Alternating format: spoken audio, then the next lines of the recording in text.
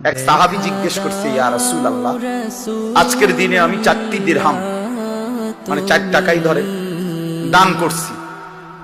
একটা আমি আল্লাহর রাস্তায় যুদ্ধে যাচ্ছে একজন, তাকে দিছি।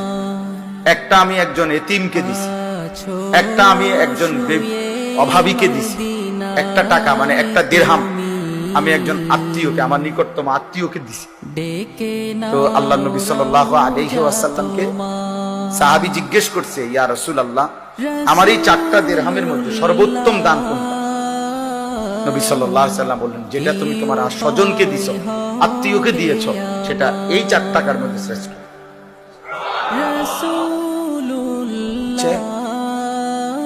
এটা জরুরি বিষয়। এজন্য প্রসঙ্গক্রমে বললাম, আপনজনকে দিতে কার্পণ্য না করা। আপন ভাই, আপন বোন, ভাতিজা, ভাগিনা, চাচা, মামা, ফুফা, খালু, তারা স্লোগান দিত না, মারহাবা দিত। মারহাবা দিয়ে করবে, মারহাবা দিয়ে করে আপনি 2-300 মারহাবা লগে রাখতে কি